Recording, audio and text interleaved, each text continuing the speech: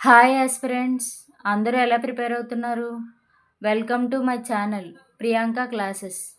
August 19th వార్తల్లో ఉన్న ముఖ్యమైన ప్రాంతీయ, జాతీయ, అంతర్జాతీయ అంశాలు.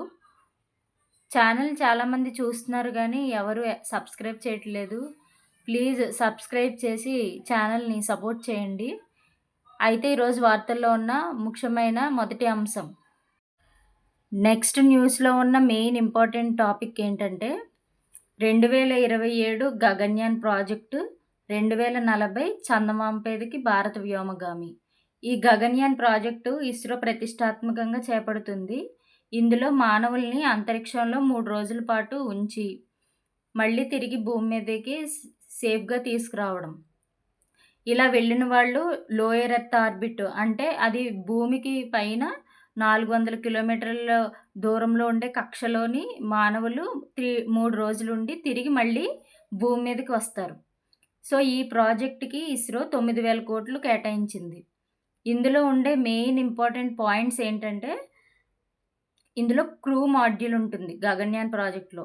అది ఆ వ్యోమగాముల యొక్క జీవనానికి, తర్వాత అక్కడ వాళ్ళ ఆక్సిజన్ అవసరాలు తీర్చడానికి వాళ్ళు క్రూ మాడ్యూల్‌లో ఉంటారు. తర్వాత సర్వీస్ మాడ్యూల్. ఇందులో వారికి సరిపడే ఇంధనము, శక్తి వీటిలో ఉంటాయి. అయితే ఈ గగన్యాన్ ప్రాజెక్టుని పంపించడానికి అంతరిక్షంలోకి వాడే లాంచ్ వెహికల్ ఏంటంటే జిఎస్ఎల్వి మార్క్ 3. తర్వాత ఇందులో క్రూ ఎస్కేప్ సిస్టమ్ అనేది కూడా ఉంది. అంటే అక్కడ అనుకోని పరిస్థితులు ఏర్పడినప్పుడు, ఎమర్జెన్సీ అయినప్పుడు వ్యోమగాములు దీని నుంచి తప్పించుకోవడానికి ఈ క్రూ ఎస్కేప్ సిస్టమ్‌ని పెట్టారు. దీని తర్వాత 2040లో చంద్రుని మీదకి అడుగు అనే ఉద్దేశంతో ఇస్రో భారత వ్యోమగాములను చంద్రుని మీదకి పంపించబోతుంది. ఇంకా ఇస్రో ఫ్యూచర్ ప్రాజెక్ట్స్ ఏంటంటే, వీటిని ఎగ్జామినేషన్‌లో మనల్ని టార్గెట్ ఇయర్స్ అడుగుతారు. 2040 చంద్రుడి మీదకి మనుషుల్ని వ్యోమగాముల్ని పంపించడం. తర్వాత భారత అంతరిక్ష కేంద్రాన్ని 2035 కల్లా క్రియాశీలకంగా మార్చాలని ఇస్రో లక్ష్యంగా పెట్టుకుంది.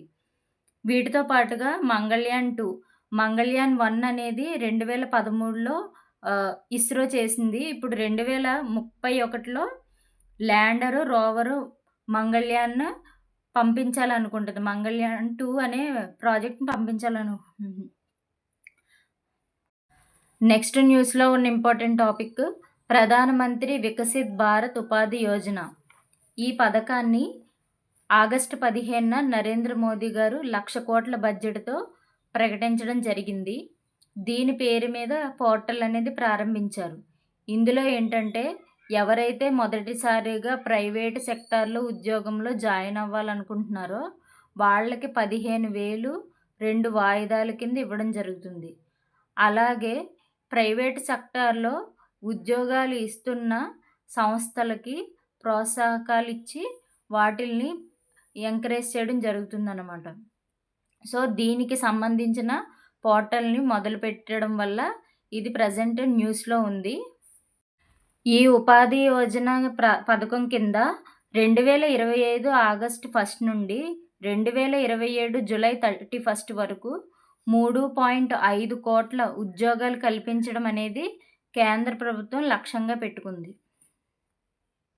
తర్వాత న్యూస్‌లో ఉన్న ఇంపార్టెంట్ టాపిక్ ఏంటంటే ప్రధానమంత్రి జన్‌ధన్ యోజన. ఈ ప్రధానమంత్రి జన్‌ధన్ యోజన ఖాతాలను ప్రస్తుతం 23% నిరుపయోగంగా ఉన్నాయి. వీటిని వాడట్లేదు ఎవరు. ఈ స్కీమ్ గురించి మనకి ఎగ్జామ్ పాయింట్ ఆఫ్ వ్యూలో తెలుసుకుందాం. ఇది మెయిన్‌గా ఆర్థిక ఏకీకృతం అనే నినాదంతో, అంటే ఫైనాన్షియల్ ఇన్క్లూజన్ మెయిన్ థీమ్‌గా ఈ స్కీమ్‌ని తీసుకురావడం జరిగింది.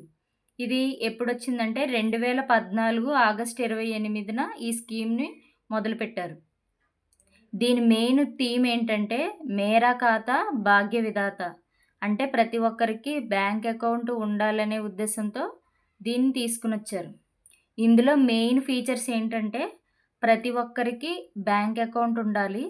రూపే డెబిట్ కార్డ్స్ అనేవి ఈ అకౌంట్ ఉన్న వాళ్ళకి ఇస్తారు. తర్వాత మోడర్న్ బ్యాంకింగ్ ఫెసిలిటీస్‌ని అందరికీ కల్పించాలి. తర్వాత ఇన్సూరెన్స్, పెన్షన్స్ ఇంకా పూర్ మైనారిటీ వాళ్ళు ఎవరైతే ఉన్నారో వాళ్ళనందరినీ ఆర్థికంగా ఏకీకృతం చేయడం కోసం ఈ అకౌంట్ ఖాతాలను తీసుకురావడం జరిగింది. ఇందులో అకౌంట్ ఓపెన్ చేయాలంటే జీరో బ్యాలెన్స్‌తో అకౌంట్ ఓపెన్ చేయొచ్చు. ఓవర్ డ్రాఫ్ట్‌ని 10,000 వరకు చేయొచ్చు. యాక్సిడెంట్ ఇన్సూరెన్స్ కింద మనకి 2,00,000 వరకు కవర్ అవుతుంది. తర్వాత లైఫ్ ఇన్సూరెన్స్ కింద 30,000. తర్వాత మనకి గవర్నమెంట్‌కి సంబంధించిన ఏ స్కీమ్ అయినా ప్రస్తుతం డైరెక్ట్ బెనిఫిట్ ట్రాన్స్‌ఫర్ ద్వారా డైరెక్ట్ అకౌంట్‌లో పడుతున్నాయి కాబట్టి ప్రతి ఒక్కరికి అకౌంట్ ఉండడం అనేది ఈ పథకం కింద ఉపయోగపడుతుంది. ఇందులోని ఇంకొక ఇంపార్టెంట్ ఏంటంటే జామ్ ట్రీటీ. జామ్ అంటే ఏంటంటే జన్‌ధన్ యోజన, ఆధారు, మొబైలు. ఈ 3 ఉండడం వల్ల ఆర్థిక ఏకీకృత జరుగుతుందనే ఉద్దేశంతో కేంద్ర ప్రభుత్వం ఈ పథకం ప్రవేశపెట్టింది. ఇందులో హైయెస్ట్‌గా వాడకుండా ఉన్న అకౌంట్లు ఎక్కువగా ఉన్న రాష్ట్రాలు ఏంటంటే మొదటిది ఉత్తరప్రదేశ్, రెండోది బీహార్, తర్వాతది మధ్యప్రదేశ్. నెక్స్ట్ న్యూస్‌లో ఉన్న ఇంపార్టెంట్ టాపిక్ ఫాస్టాగ్. ఫాస్టాగ్ అంటే ఏంటి? ఫాస్టాగ్ అనేది వాహనాలు టోల్ ప్లాజా దగ్గరికి వెళ్ళినప్పుడు మన వెహికల్‌కి మనం క్యూఆర్ కోడ్‌ని పెట్టుకుంటాం. దాన్ని స్కాన్ చేయడం వల్ల మన అకౌంట్‌లో డబ్బులనేవి కట్ అవుతాయి. దీన్ని ఎందుకు తీసుకొచ్చారంటే ఈ టోల్ ప్లాజాస్ దగ్గర వెహికల్స్ ట్రాఫిక్ లేకుండా టైం సేవ్ చేయడం కోసం ఈ ఫాస్టాగ్ విధానాన్ని తీసుకొచ్చారు. ఇందులో ఇప్పుడు పాస్ విధానాన్ని తీసుకొచ్చారు. ఫాస్టాగ్ పాసెస్ అంటే ఒక సంవత్సరం మొత్తానికి రూ. 3,000 చెల్లిస్తే మనకి ఆ మొత్తం సంవత్సరంలో 200 టోల్ ప్లాజాలు దాటేందుకు కావాల్సిన అనుమతి దొరుకుతుందన్నమాట. దీనివల్ల మనం విడిగా ప్రతిసారి కట్టే ఈ టోల్ ప్లాజా దగ్గర మనీ కంటే ఒకేసారి ఇయర్లీ కట్టడం వల్ల మనకి తక్కువ డబ్బులు అనేవి ఖర్చవుతాయి. సో, ఇలా పాసులు పెట్టిన వెంటనే ఎక్కువగా తీసుకున్న రాష్ట్రాలు ఏంటంటే ఫస్ట్ తమిళనాడు, తర్వాత కర్ణాటక, తర్వాత Haryana. So, exam point of వ్యూలో మనకి ఫాస్టాగ్ అనేది ఏ టెక్నాలజీతో పనిచేస్తుంది? లేకపోతే ఫాస్టాగ్ అంటే ఏంటి?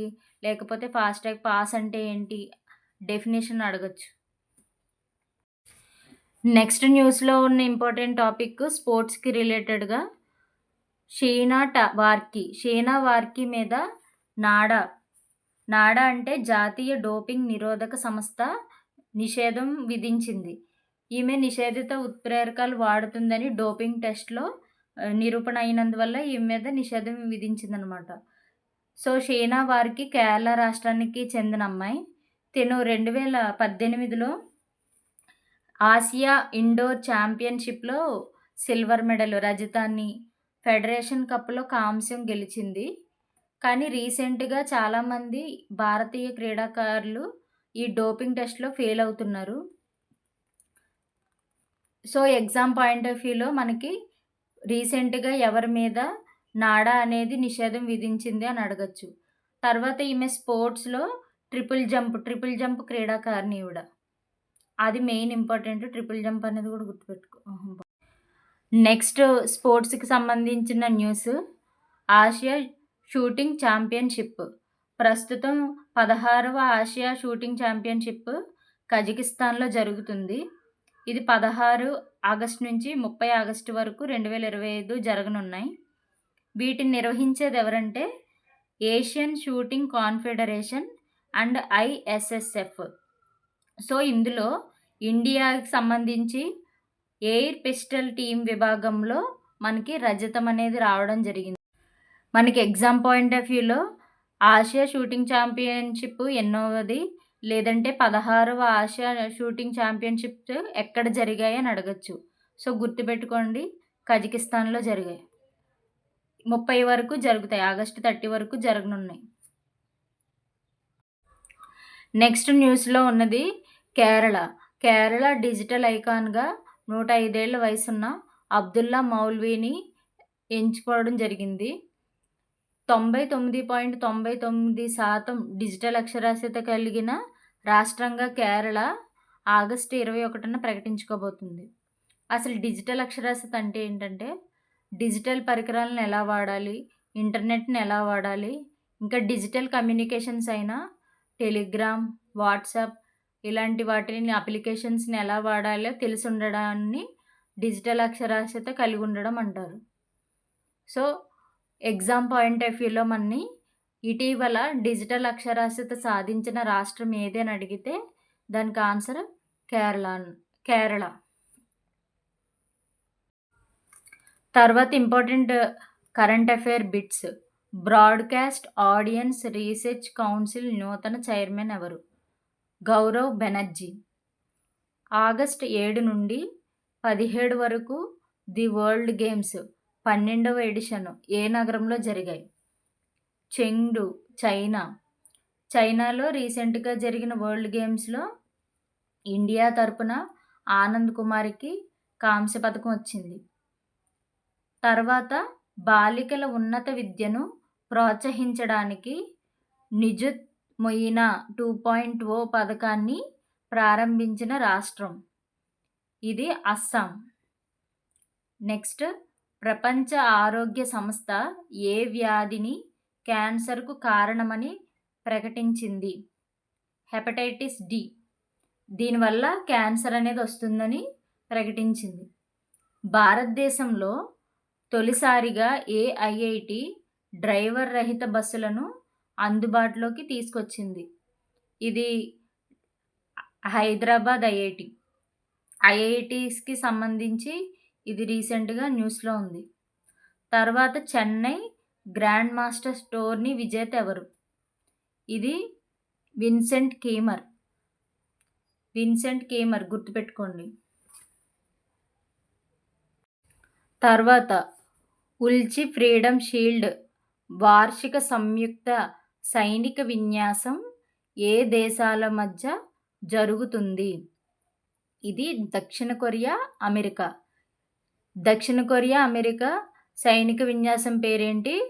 ఉల్చి ఫ్రీడమ్ షీల్డ్.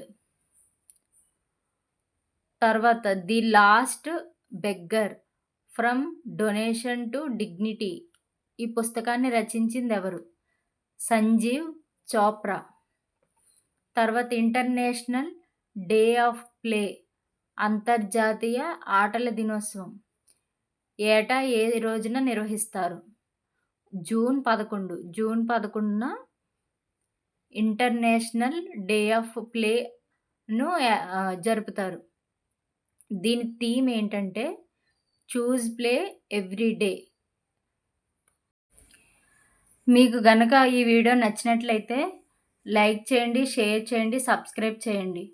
ఇంకా కంటెంట్‌కి సంబంధించిన ఇంకా ఏమైనా డెవలప్ చేసుకోవాలి, లేకపోతే మీ వాల్యుబుల్ సజెషన్స్‌ని కామెంట్ రూపంలో తెలియచేయండి. సబ్స్క్రైబ్ చేసి ఛానల్‌ని సపోర్ట్ చేయండి. Thank you.